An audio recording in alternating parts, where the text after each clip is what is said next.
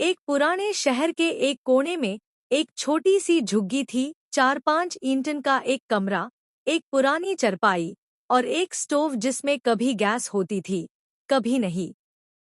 वही रहती थी सबीना, जिसे सब माई कहते थे, और उसका 8 साल का बेटा राजू।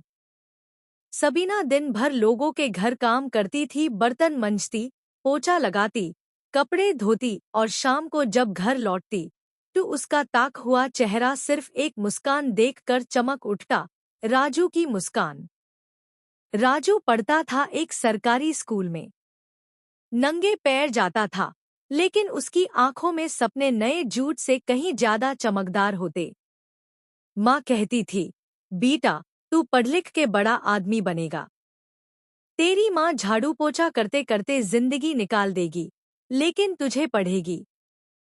राजू भी हर रात माँ के पैर दबाते हुए कहता, माँ मैं बड़ा होके कलेक्टर बनूंगा, तुझे बड़े घर में ले जाऊंगा। माँ बस आंखों में आंसू छुप के मुस्करा देती थी। दिन बीते, महीने बीत गए। राजू 10 साल का हो गया। स्कूल में अच्छा करता था, हर बार प्राइज जीतता।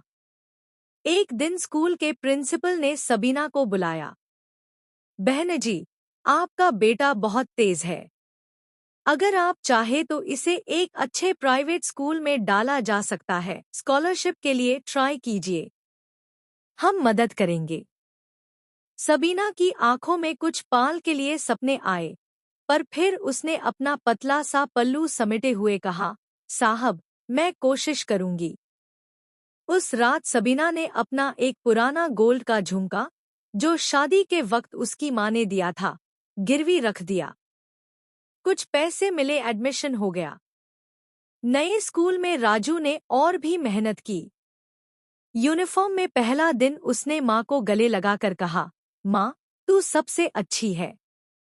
3 साल और बीत गए। राजू अब 13 का हो गया। सबीना अब पहले से ज्यादा थकने लगी थी।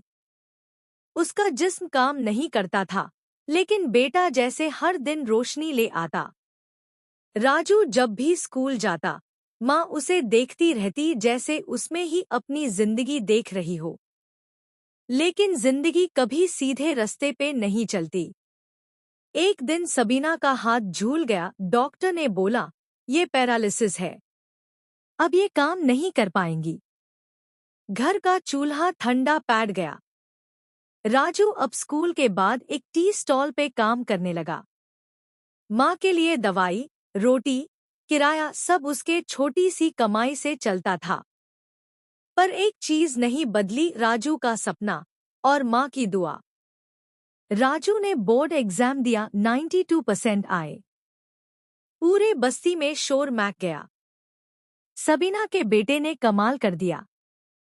स्कॉलरशिप मिली, एक अच्छे कॉलेज में एडमिशन हो गया। दिन में कॉलेज, शाम को ट्यूशन पढ़ता, रात को माँ के साथ बैठकर पैर दबाता। सबीना अब बोल नहीं पाती थी, सिर्फ आंखों से प्यार जटती थी। राजू हर दिन माँ के हाथों को छूकर निकलता, तेरी दुआओं से ही सब है माँ।